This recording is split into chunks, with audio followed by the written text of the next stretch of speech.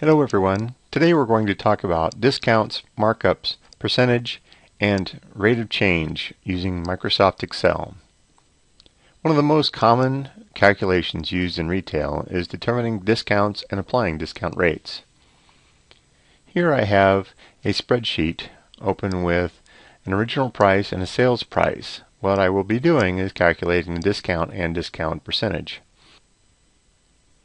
I have values of 25 and 20, one for the original price and one for the sale price. First thing I'm going to do is change the format to dollar signs for those amounts, since we are working with money. Next thing I'm going to do is I'm going to figure out the difference between the original price and the sale price. So I'm going to hit the equal sign and then use cell reference to select each of these amounts. Going to take the original amount and I'm going to subtract the sales amount and then hit enter, and that comes up with a discount of $5. Now in order for me to figure out what the discount is, I'm going to take the discount itself, which is $5, and I'm going to divide it by the original price and hit enter. That comes up with a value of 2 or 0.2. Now that is a percentage, so what I'm going to do is I'm going to format that cell as percentage, which should show me 20%. Now we know that the sales price is a 20% discount from the original price. The markup percentage can best be defined as an increase in the original selling price. Unlike discounts, markup sales are expressed as percentage increases instead of decreases. In this scenario, I have changed the original price to being lower than the sales price, indicating that there is a markup. First thing I will do is format these two cells as dollars, and we're going to calculate the difference in price between the two to find out what the actual markup is, or the increase in price is. I'm going to hit the equal sign, and then I'm going to take the sales price and subtract the original price and hit enter. Now we know the markup is $5. In order to find out what the markup percentage is, we're going to hit the equal sign for markup percentage and then take the markup amount, and then we're going to divide that by the original price, and that should yield 25%, which we're going to change to percent. And that is actually how you calculate markup percentage. If you want to know what the markup value is on a certain percentage, then what you would do is multiply the markup percentage times the original price. So what we will do is we will hit the equal sign. We'll take the value from the markup percentage, and then we will multiply it times the original price, and then the markup value will appear. Percentage is a fraction of a whole. For example, if you slice a pie into 8 pieces and eat one slice, you would have eaten 1/8 of the pie. In the business world, we use percentages for all sorts of things to evaluate the relationship in comparison to a whole. Rather than using fractions, the most common way to express percentages is in the proportion in a relationship to 100%.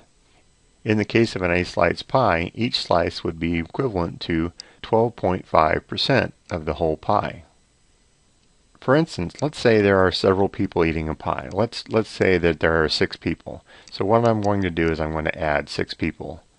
The next thing I'm going to do is I'm going to say, okay, these people out of 8 slices of pie are going to eat 1 or 2 pieces of pie.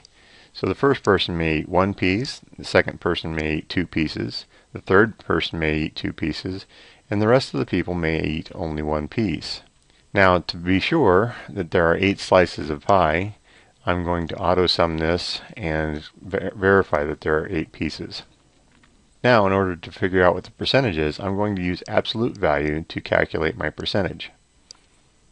So, the first thing I will do is I'm going to say 1 is divided by 8, but I'm going to make that 8 an absolute value, so I'm going to hit the F4 key. And then that will say that it is indeed 1 piece is equal to 12.5%. Let's make that into a percentage. Now, in order to do this calculation more quickly, I'm going to use the drag handle to drag the same calculation down. And because we used absolute value, every single time that I do this calculation, the cell value in B8 stays the same. And now I know that the two people who ate 2 pieces of pie ate 25% of the pie. One of the best ways to illustrate percentage is to use a pie chart. So what I'm going to do is I'm going to quickly insert a pie chart and show you what the pie chart for this data actually looks like. Chart has all of the different percentages. Two people indeed have 25% and the rest have 12.25 or 12.5%. The rate of change is often used in business when talking about the momentum of change between the beginning and end value.